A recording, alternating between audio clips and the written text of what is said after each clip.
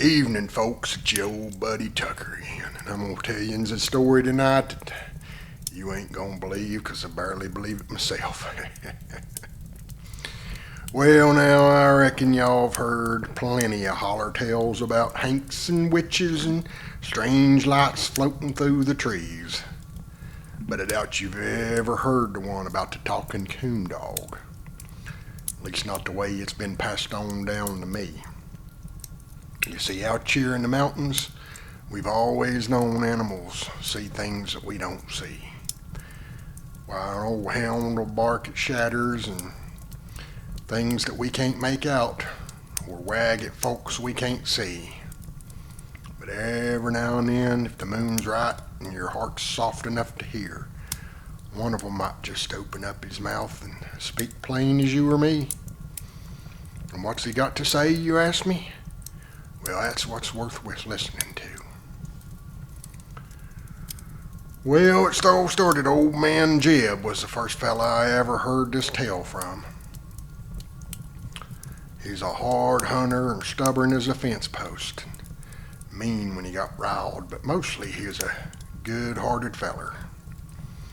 Well, one October night, he was heading home from the woods. His lantern was a-running low, and fog was a-rolling in on the creek. He said he heard him a voice just as plain as day behind him, and it said, "You best turn right, Jeb. Going left will drown you." Well, old Jeb spun round ready to cuss whoever it was that's a-telling him. There weren't no man there, just a big old redbone hound sitting in the moonlight.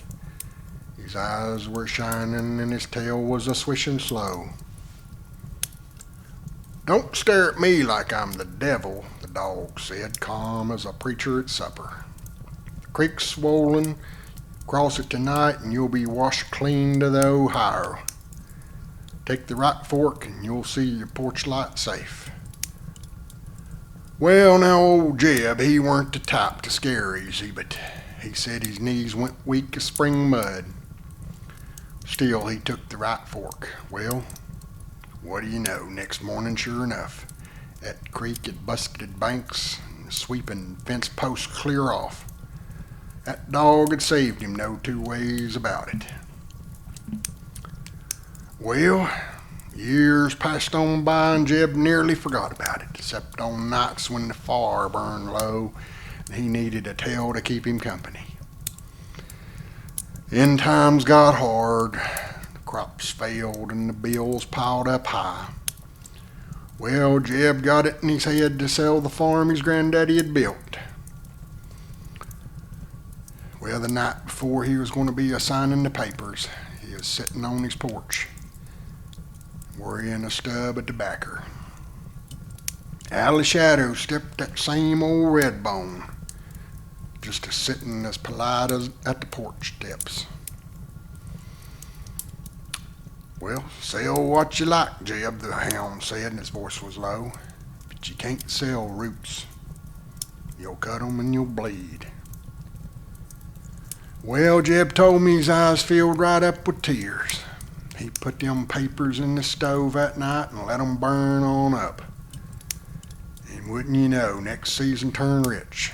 The corn was high and the beans was a-heavy, and neighbors was showing up to help. And that farm fed him till his last breath. Well,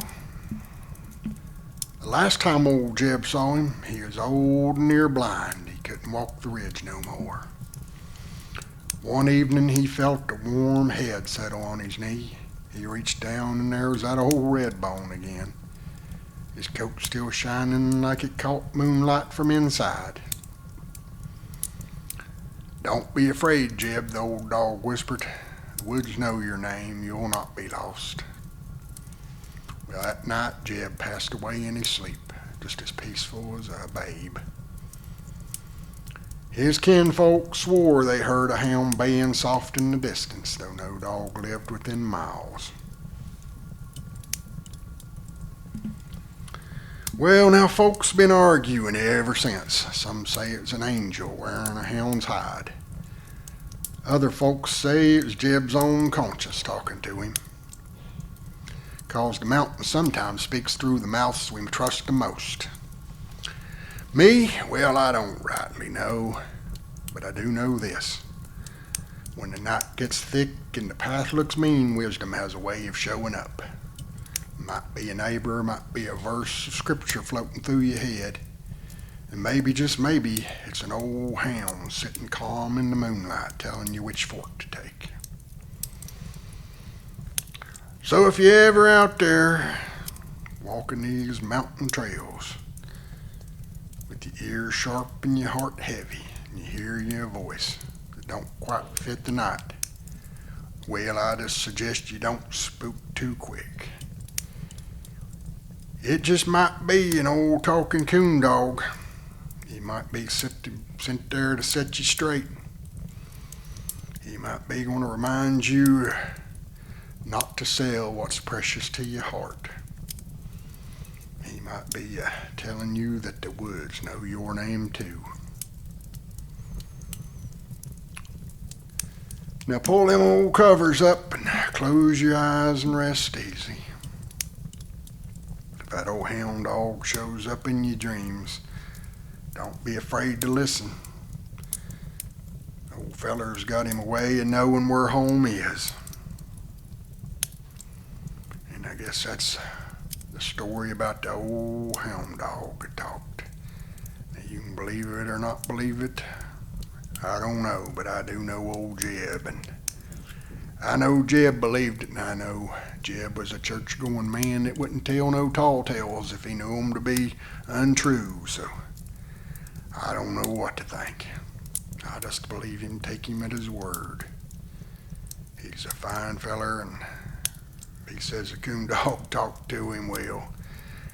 I reckon an old coon dog must have talked to him. That's all I can figure. 'Cause I can't come up with nothing else. He wasn't a drinking man. He was a fine feller, and you could take him for his word. But you folks out there, I appreciate you listening to my little tales here, and hoping that the night will take care of you and you can rest your little head and get you some good sleep. That's what I'm planning to do myself. Me and old Dixie put our first log on the floor tonight. It got a little chilly out, so we're going to bed down for the night. But we'll keep you in our prayers, and we ask you to do the same for us. And we appreciate all you folks that's been commenting and subscribing and all that stuff. I don't rightly know what you do, but my grandson tells me that keeps me posted, and I thank you kindly, and God bless you all, and good night.